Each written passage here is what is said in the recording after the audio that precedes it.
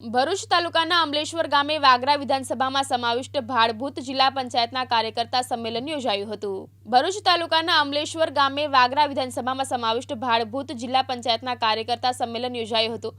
સંમેલનમાં મોટી સંખ્યામાં લોકો હાજર રહ્યા હતા। આ સંમેલનમાં ભાજપના ઉમેદવાર મનસુખ વસાવા, વાગરાના ધારાસભ્ય અરુણસિંહ રણા, ભાજપ જિલ્લા પ્રમુખ મારુતિસિંહ અટોદરિયા, લોકસભાના સંયોજક યોગેશ પટેલ, પ્રભારી અશોક પટેલ સહિતના આગેવાનો હોદ્દેદારો ઉપસ્થિત રહ્યા હતા। ભરૂચ લોકસભાના ઉમેદવાર તરીકે જાહેરાત થયા પછી ભરૂચ લોકસભાની સાથે સાથે વિધાનસભાના કાર્યકર્તા સંમેલનો થયા અને ત્યાર પછી તમામ વિધાનસભાની અંદર જિલ્લા પંચાયત પ્રમાણે કાર્યકર્તાના સંમેલનો થઈ રહ્યા છે। આજે વાગરા વિધાનસભાના અમલેશ્વર ગામે ભાડભૂત જિલ્લા પંચાયતની બેઠના કાર્યકર્તાઓનું આજે સંમેલન મળ્યું।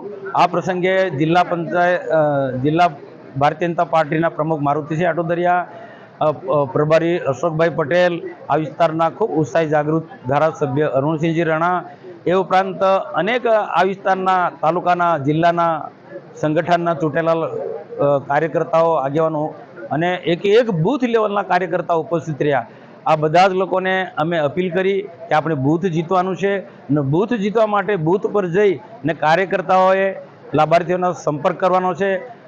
લાભાર્થીઓને ભારતીય જનતા પાર્ટીની વિચારધારા, કરેલા કામોના આધારે મત લેવાનો છે અને કાર્યકર્તા એ ઉત્સાહથી અમને જણાવ્યું કે ભારતીય જનતા પાર્ટીની જે નરેન્દ્રભાઈ મોદીની સરકાર છે ને નરેન્દ્રભાઈ મોદી જે પ્રકારે વિકાસના કામો કરી રહ્યા છે, સમગ્ર રાષ્ટ્રની ચિંતા કરી રહ્યા છે ને સૌના સાથ, સૌના વિકાસ સાથે દેશને ઉન્નતિના માર્ગે લઈ જાય છે, તો નરેન્દ્રભાઈ મોદીની ગેરંટીવાળી સરકારનો ધ્યાન રાખી અને આ વિસ્તારના ભાડભૂત વિસ્તારના તમામ મતદાર ભાઈ બહેનોનો અમારા કાર્યકર્તા સંપર્ક કરી અને ભારતીય જનતા પાર્ટી તરફી વધુમાં વધુ મતદાન થાય એ અંગેના પૂરા પ્રયત્નો કરશે।